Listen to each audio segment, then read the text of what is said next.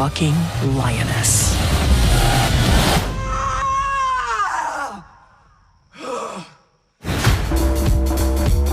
I think what hurts about this is that I really like Rosamund Pike, and I think I was very interested to see where this movie was gonna go, because I like, she's playing this sort of villainous character, and I'm very curious to see what exactly they have planned for her, and I was hoping it would be a good movie.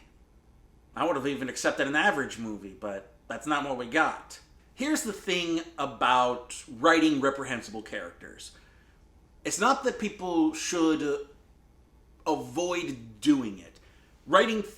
Creating stories that showcase a lot of actual reprehensible personalities and people and, correlations to the real world, that's not a problem. The problem arises when you kind of end up siding with those reprehensible people and making it sound like them being awful is a good thing. You see that a lot in a lot of really bad movies where they play up the fact that being awful is they're rewarded for being awful. You see it a lot in like really bad Christian cinema where they play up these sort of toxic behaviors and make it feel, and romances too, like really bad romances play up this sort of toxic personality and make it seem like that's rewarding. That should be rewarded for being that reprehensible, and that's where people are rightfully taking umbrage with it. Here you've got a very, very reprehensible character, a woman who absolutely who makes her entire living by exploiting the elderly. That's one of the most reprehensible things you can make a character do. So you'd think, being that this is a reprehensible character, we get some form of catharsis. Basic storytelling 101, something that goes all the way back to like the ancient Greeks at least. Catharsis happens when you see something, when you get some relief from a story, from an event in a character. I mean, that can happen in real life too. You can have real life catharsis. Things like working so hard and then finally seeing that success pay off. That's a cathartic moment. For when it comes to reprehensible characters, our catharsis comes from seeing them fail or seeing them lose everything.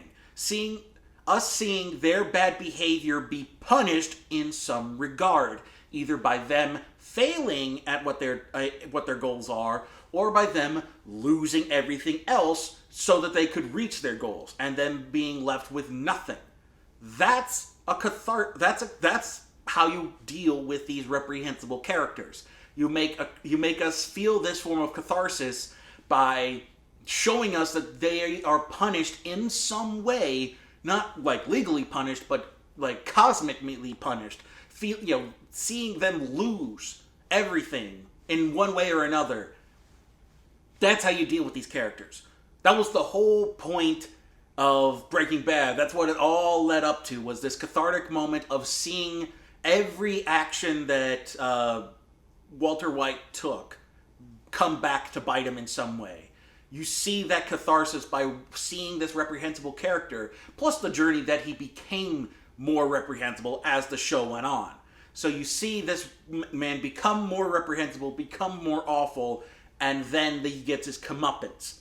That's our catharsis. Usually comes from another old Greek term, hubris, meaning their ego, their lack of foresight, there's some personal flaw of theirs. Even George Lucas in the prequels understood that, because even there he attempted to give Anakin some form of hubris, and seeing him become Darth Vader was supposed to come from some cathartic moment of him losing everything.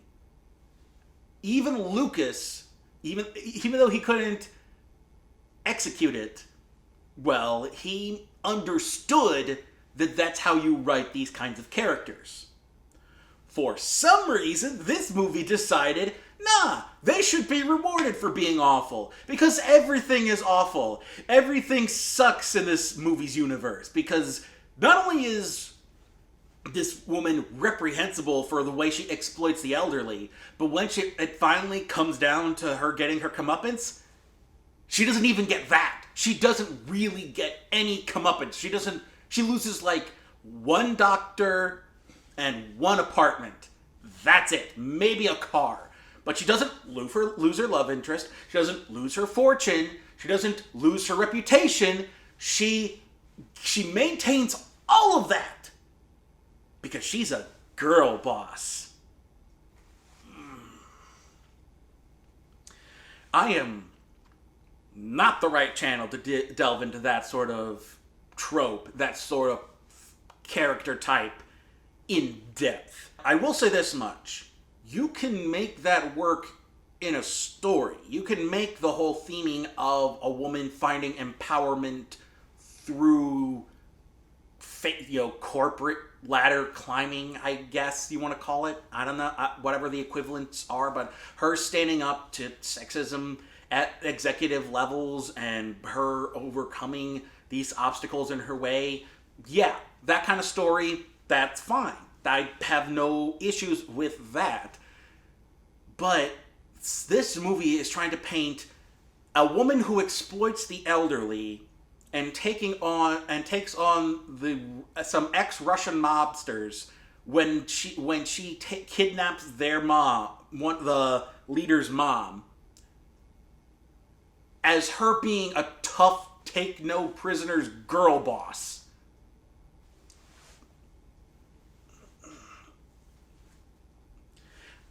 I have many questions, which I won't get into too much here, but the main question is, why?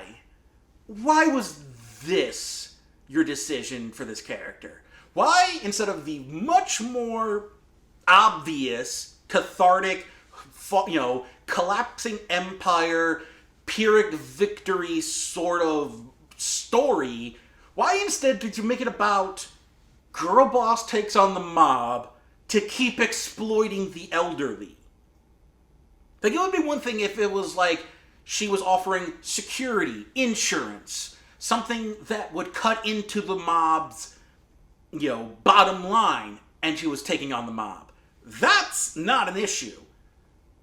But you made her entire job to exploit the elderly. And when she rightfully is getting some comeuppance for kidnapping the wrong person's mom, it becomes about her overcoming the mob, who are clearly the bad guys because they're the mob. It's not her, the woman who exploits and abuses the elderly.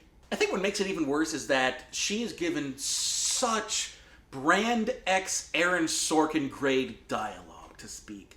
Oh my god, that they wrote her like they were trying to write some sort of corporate inspirational speech. Something that said it like retreats for Geico or AT&T or something. Something that executives would make you sit through. It is so up its own ass. And they make her sound like this, talking about predator and prey. Are you a lion or are you a lamb? You're an abuser of the elderly. You're a monster. Fuck you. You don't get to come in here on your high horse and act like you're breaking through some kind of glass ceiling. No. Fuck you. Fuck out of here with that shit. Fuck you. Like, once again, this plot could work. A female empowerment story facing the mob. They did this with The Kitchen. The Kitchen tried this and did it better. The Kitchen handled female empowerment, girl boss sort of theming, facing against the mafia way better than this movie did. And that movie faltered quite a bit. But nah, you don't get to come in here after abusing the elderly and pretend like, it's all about women's empowerment and not letting, men keep you down. No, this isn't about that. You abuse the elderly. What makes you think this is about your empowerment? You're a monster. We're not rooting for you. which makes it even worse because this whole cast is decent. I don't know much about Eiza Gonzalez. I'm not familiar with her work. But Rosamund Pike, amazing actress, wonderful actress, great actress. She's basically made to be a lesser version of her character from Gone Girl. It was like her character was from Gone Girl became a corporate level exploiter of the elderly. And yeah, she is just given absolute garbage to work with. Meanwhile, Diane Wiest, a wonderful actress in her own right, it basically feels like she's wandered onto the wrong set. That's all they do with her. She may as well been a prop. And then, of course, you've got Peter Dinklage as the ex-Russian mobster. And Peter Dinklage is a fantastic actor. Great actor. Not here he isn't, because I definitely get the feeling that he understood that this material is garbage, so he doesn't need to try. There's no reason for him to try for this either, so I don't blame him, because, my God, for a Russian mobster, they didn't make him intimidating at all. And you can make Peter Dinklage intimidating. Peter Dinklage can be intimidating. You just are a bad filmmaker if you can't do that.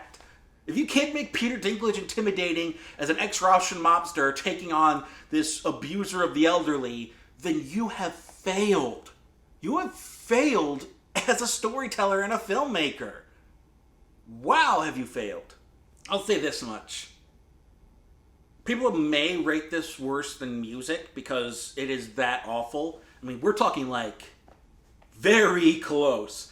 But the thing with me is music was more reprehensible across the board. Like, it was reprehensible in its treatment of the autistic, for one thing, but then how it treated its black character, how it treated its Asian characters, how it is filmmaking in general. And then just everything about it is a glitter or showgirls grade debacle on top of being absolutely offensive. I Care a Lot is mainly offensive in one regard. To people who like good movies. Like, this is just a terrible execution of this kind of story. And it is terrible writing, piss poor acting, and it just all around completely misses the mark by a country mile.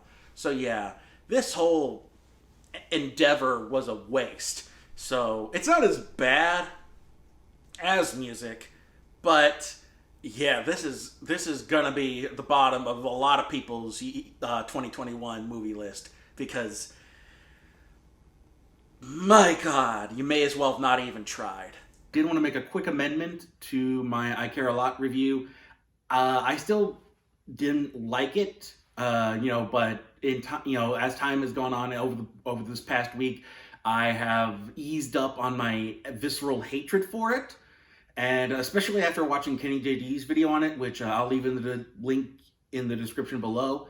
I highly recommend you check out her review on it. She really brings out some interesting, because normally she just makes fun of bad movies, but this time she really got her film analysis on and kind of broke down different aspects of the film that didn't really hit with me upon first watch. So I highly recommend her video on it.